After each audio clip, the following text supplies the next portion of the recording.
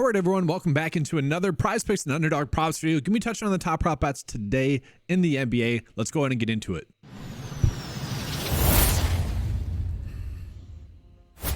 So looking at the board right now, we are starting to get some more props populated in there, some fantasy score props. So hopefully that'll be a good thing. I will say right now, as the board sits, not as appealing as a day as it was yesterday. Yesterday, we had a ton of very good bets. It was more trying to figure out which bets to be on the most. On Underdog, if you guys just ran out those top 5 college basketball props, you went 5 for 5 on that slip. It seemed like we had a big projected edge on Underdog college basketball wise. That did come through.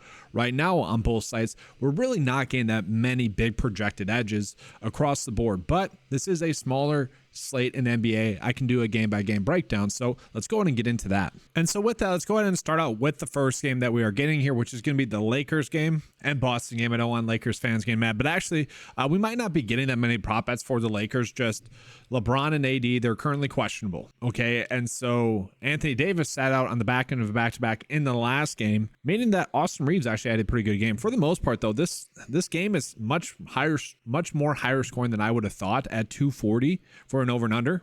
And so I am a little bit shocked that we are getting prop bets for the Lakers, because like looking at LeBron, like he should be able to go off in this game if Anthony Davis is out, especially in terms of the prop bets that we're getting there. Like for him to get 8 assists, that's not too crazy. For him to get at least 7 rebounds, for that to be a push, not too crazy. Points, rebounds, and assists, this would be at like 42.5 if Anthony Davis were ruled out. Now, personally, I just don't want to really target the Lakers. Now, maybe Reeves becomes a good option if one of LeBron or AD sits, but I just don't think that that's going to happen tonight. Now we go over to the other side of the game. We do have some decent prop bets for Boston. The issue that we've had with Boston really this whole year is that basically every single game, one player has sat out. And so tonight, everyone seems to be good to go for Boston. Luke Cornett probably going to sit, but like that doesn't really matter too much. But we are getting some good prop bets. Drew Holiday for over 4.5 assists. Drew Holiday for over fantasy score 28.5, and then Jaylen Brown for over his fantasy score as well. Really, the only extremely good one here that I see is going to be Drew Holiday for over fantasy score at 28.5, and he has been much more consistent lately getting there. And it's a pretty good matchup going against D'Angelo Russell and Austin Reeves, who have been getting 30-plus minutes. That is a huge thing, I think, for Drew Holiday, and I think that's why the fantasy score likes him to get the over here. And given the nature of this game where it is a 240 for the over and under, like, yeah, he should be able to get there. We need the Lakers to keep it close. And I want to see his game log here. Yeah, the last time out against the Lakers had a very good game as well. So, yeah, I can get behind that. Is it like a lock and load? And again, you guys know I don't like to use that terminology, but it's not, but it's a good enough bet for today on a day in which we're not getting that many good prop bets. And then we look at Jaylen Brown as well. Again, like with the Celtics, looking at their game logs, really not the best indication, because Al Horford was out, Porzingis was out, Jaylen Brown was out, Derek White was out. You know, one of them are always sitting, it seems like. So this is the first game in a while where they're going to be full staffed. And so with that, to me, it's tough to truly gauge whether or not like these are good lines, because we just don't see it that frequently. Now we know the Lakers defense is pretty poor, and so it is a good matchup. Like I don't mind playing both of them, but at the same time could be a little bit too thin.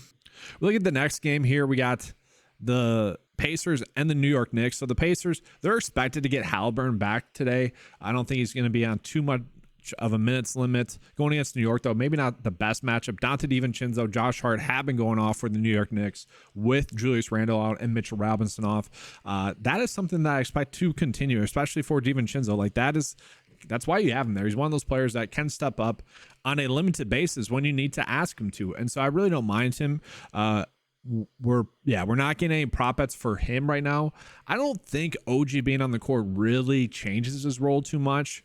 Like it's tough to say what his lines will be. He has went off the last 2 games. Now those last 2 games were really good matchups for DiVincenzo.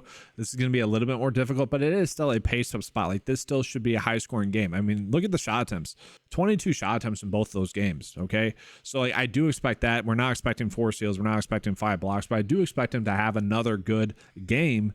It's just not going to be as good. Same thing with Josh Hart. Josh Hart's been going off. He's been getting a lot of rebounds, a lot of assists. Like he had triple-double in the last game. Again, if OG's out, I do expect that to continue. They have shifted him into a little bit more of a 4 with Julius Randle off the court and also Mitchell Robinson. So Isaiah Hartenstein is someone that I don't mind tonight. Going against the Pacers, we see that his prop lines for points, rebounds, and assists at 21.5 is kind of one that's popping up. I don't mind that if he is going to be someone that's getting us 29 minutes or so. Not as good of a matchup, and it was a good matchup against Charlotte. Didn't have a good game there. And it's funny, he was supposed to have his minutes capped in the last game.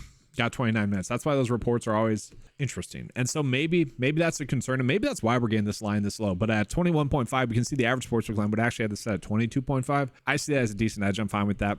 We do have OG for over rebounds. I'm sure that this one is one that's going to get bumped at 4.5. If it's not, you can use that and kind of risk-free use it. Maybe just don't pair it with a New York Knicks prop if you're going, or with another one, because obviously you could be a DNP. And then Jalen Brunson's been going off. I'm also a little bit shocked that we're not getting props for him, so I don't want to dwell on that too much. For the Pacers, I guess we're not getting props because we were waiting on if Halliburton's going to play or not. Also, those secondary players like TJ McConnell being out is kind of big, with Mathurin out as well. Like, that's going to mean Aaron Naismith, but Hield, they're going to get more run. And then also Jalen Smith being out, that could shift some more minutes potentially to Miles Turner, but Isaiah Jackson's probably going to be the player that gets the most minutes.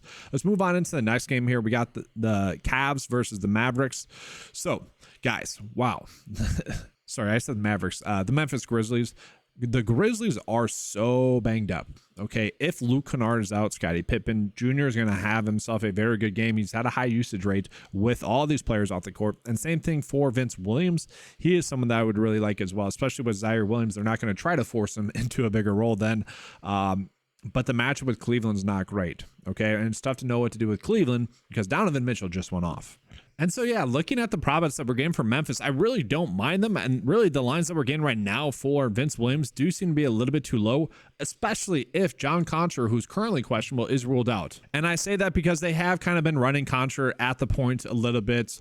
Maybe they're just trying to get a youth movement. And again, Scottie Pippen Jr. is going to be someone that does look pretty good. He's going to get 30-plus minutes in this game, going to have some points, going to get the shot attempts up as well. I mean, 3 for 8, not that good of a game from him, but he is someone that I do think we could be looking at in some capacity. And then, yeah, I do want to talk about Vince Williams Jr. because, man, he's basically the only one there that's showing up right now for Memphis. Higher usage rate in the last game, 12 shot attempts in that game, which is his most. That does make sense with John Contra off the court.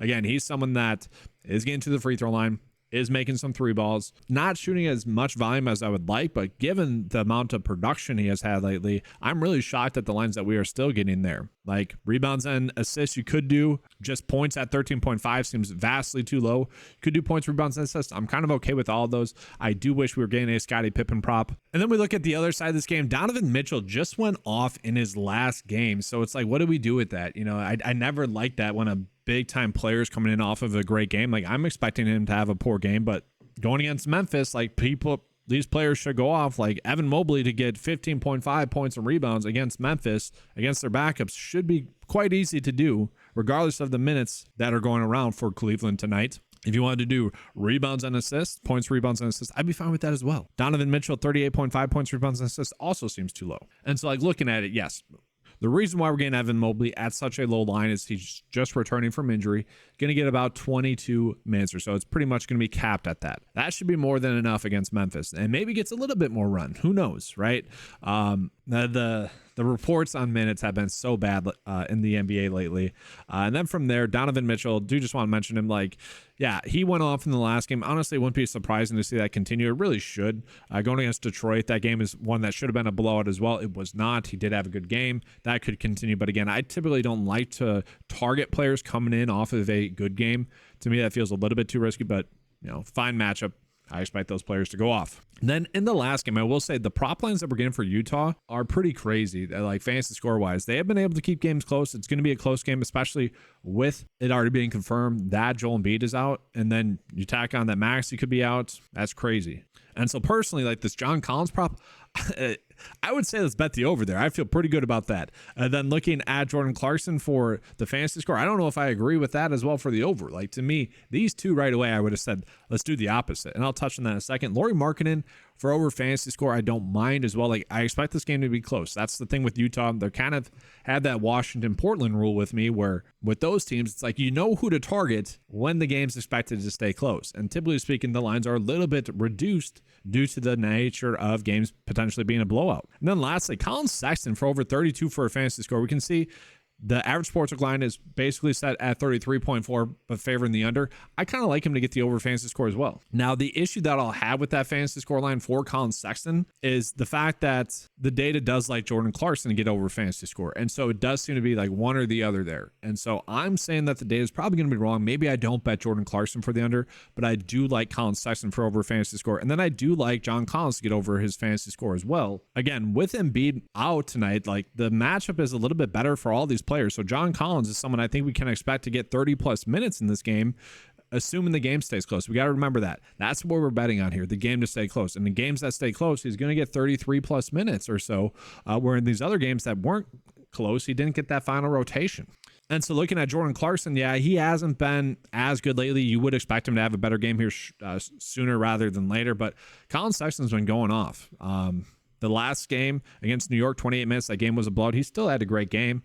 Again, if the game stays close, he should be able to get a little bit more run. He does feel a little bit risky, just given the fact that we can't always project his minutes. They've been doing some weird stuff with the minutes. And then I do want to call out Lauri Markkanen as well. He is someone that should get like closer to 37 minutes if the game stays close. So I don't mind his over fantasy score as well. And then just real quickly, showing you guys the discrepancy report. We are getting some decent amount of discrepancies. FIFA, 4 pass difference, significant strikes for NBA or for MMA. That's okay as well. Nothing that I know too much enough to know whether or not that's good. I will say that this League of Legends difference is pretty big. So I wouldn't mind attaching that to an underdog slip for the over, or to a prize pick slip for the over, maybe betting the under on an underdog slip, but I haven't really seen that many good prop bets for underdog today just yet, so I don't really want to do that. And so for me right now, looking at the bet of the day, I'm going to keep it simple for you guys, going with the Drew Holiday one. That's the one that the data likes the most right now. Again, we're going to get more props throughout the day once we get the injury news kind of confirmed. I went with Colin Sexton to pair with that for over fantasy score. I don't personally like Jordan Clarkson for over his fantasy score, and I don't really like John Collins for under his fantasy score. I would have said to do the opposite of that. That being said, the data likes those two, so if you just want to run out those two, you can as well. That's actually going to be all for today's video, so thanks for watching, everyone. Make sure to give a like and subscribe. Let's have a good month of February. Obviously, it's not going to be as good as January. That's going to be extremely tough to do. Hopefully, you guys had a good month of January. That's going to be all. If you guys want access to the tools, head on over to 9fivesports.com. Thanks for watching, and as always, let's keep cashing.